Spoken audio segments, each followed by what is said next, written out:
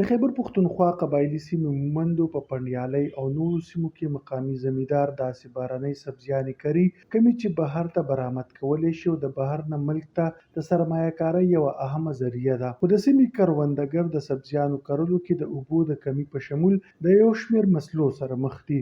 د دې کروندګرو وینا ده چې که چېرې حکومت دوی ته اسانۍ برابر کړي نو دلته د کرل کېدونکي سبزۍ نه حکومت ته هم ډېره ګټه رسېدلې، د روزګار موقع سیوا کېدلې او د بهرنۍ سرمایه کارۍ ګټې ورته رسېدلی شي، ځکه چې په بهر ملکونو خصوصي توګه متحده عرب اماراتو، عمان او امریکې په شمول په دې ځمکه د کرل کېدونکو سبزیانو زیات طلب دی. ګورنمنټ له دا پکار دی چې دا خلک چې دي د دوی ځمکې ښې ډېرې دي او په ځمکو کې هره کوالټي موجود ده. دې لا بله ورځ ما زراعت والا راوستي و، هغوی وایي چې دا ځمکه چې کوم ده د انګلینډ برابر ځمکه ده. 6.5 پی ایچ یې وښوده، د دې ځمکې طاقت یې وښوده.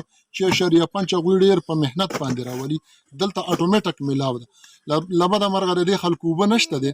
حکومت له پکار دا دي دا خلک چې دي حکومت یې داسې خیر دی نه کوي چې بس ویړیا دې وله ورکړي، قرضه دې وله ورکړي، څه طریقه دې ورله جوړه کړي، وصولي به ورله خیر دی بیا دا خلک ورکوي.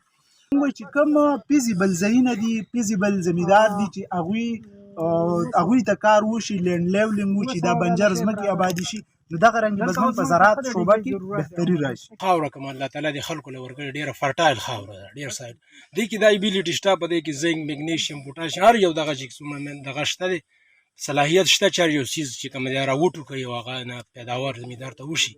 خو زمینداران وروڼه چې کوم دي هغه غریبانان دي، هغوی څه دومره توان نه لري چې په هغه دغه باندې دومره خرچې وکړي او هغه کوم چې ریکوایرډ دغه دی چې هغوی څومره پیداوار کوي هغه ترې حاصل کړي، نو دوی څه دومره خرچه نشته.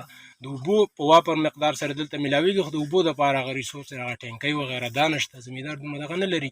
د مومندو دغه کروندګر وایي د سبزیانو نه د زیات پیداوار لپاره د اوبو ذخیره کولو کې مسلې لري. حکومت دې د دې نه علاوه دوی ته خاوره او تخمونه هم برابر کړي ترڅو د دې سبزیانو نه ښه پیداوار وشي. د قبایلي ضلع مومند نه ملګري ریپورټر سمیع مومند سره حضرت یوسف، وحدت نیوز، پېښور.